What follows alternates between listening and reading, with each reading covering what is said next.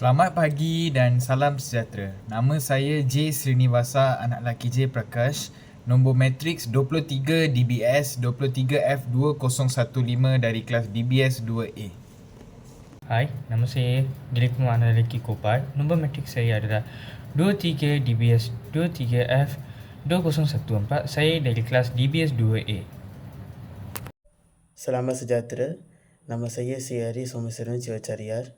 Nombor matrik 23 DLS 23 F2082. Selamat sejahtera. Nama saya Prabu anak lelaki Ramesh. Saya dari kelas DLS 2B. Nombor matrik saya adalah 23 DLS 23 F2054. Okey, sekarang ni saya nak menceritakan tentang kemasukan kaum Cina ke tanah Melayu. Kaum Cina ni mereka mula masuk dari permulaan dari akhir abad ke-19 sehingga akhir abad ke-20 ini.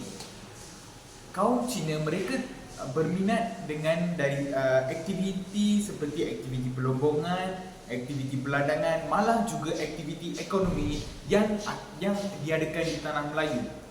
Bukan itu sahaja, terdapat beberapa faktor yang menyebabkan kaum Cina terpengaruh dalam kemasukan di tanah Melayu.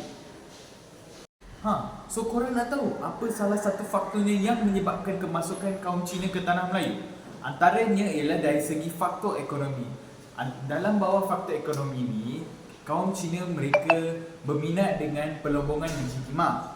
Pelombongan biji timah ni ianya biasa berlaku di negeri Selangor, Perak dan juga negeri Sembilan.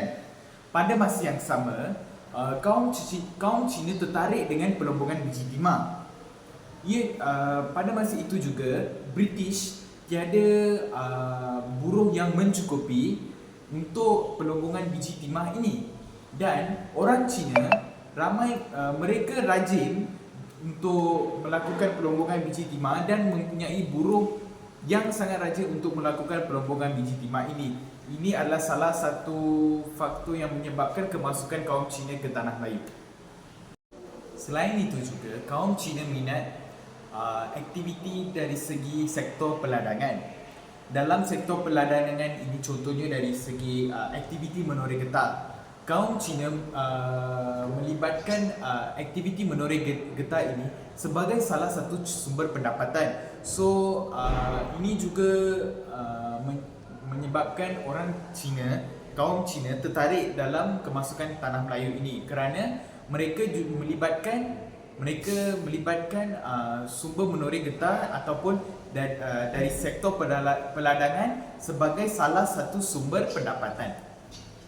Lagi satu fakta tentang kemasukan kaum Cina ke tanah Melayu ialah kesempitan ekonomi di negara China. Pada ketika itu, negara China menghadapi kesusahan dari segi ekonomi, malah ia juga menyebabkan sistem ekonomi yang sangat teruk di negara China. Dari segi perkara ini, rakyat dari negara China berhijrah ke luar negara untuk mendapatkan sumber pendapatan yang lebih tinggi dan mempunyai ekonomi yang sangat luas. Hari ini saya nak cakap tentang dasar British. Dasar pintu terbuka. British mengamalkan dasar pintu terbuka untuk membawa masuk tenaga buruh asing.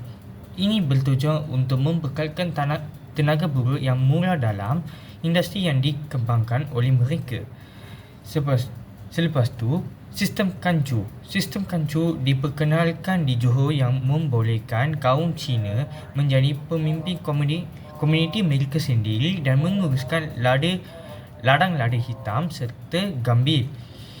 Ini menarik lebih ramai orang Cina ke tanah Melayu kerana mereka dapat menikmati peluang ekonomi dan sedikit kebebasan politik di bawah sistem ini. Jaringan sosial dan ekonomi sistem kafilah.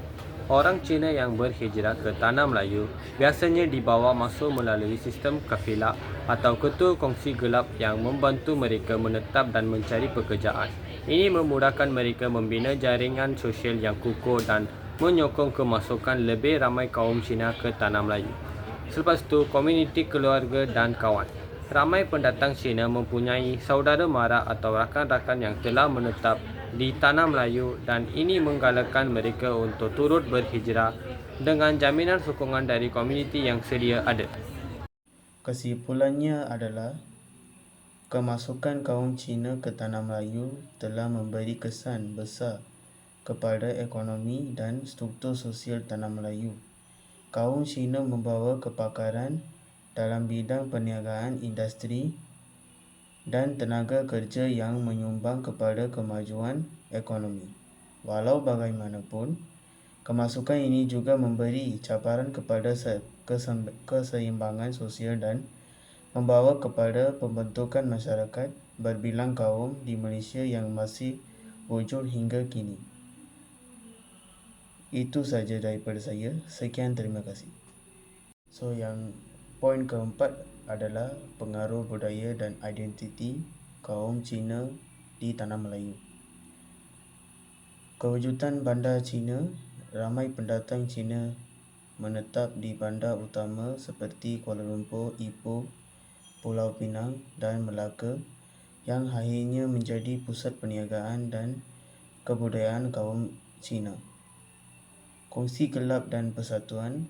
Kaum Cina juga menubuhkan persatuan seperti klan, contohnya Hokkien, Hakka, Teochew yang memainkan peranan penting dalam menjaga kebajikan dan keselamatan mereka di Tanah Melayu. Persatuan ini juga berperanan dalam mengukuhkan identiti budaya dan memperjuangkan kepentingan kaum Cina.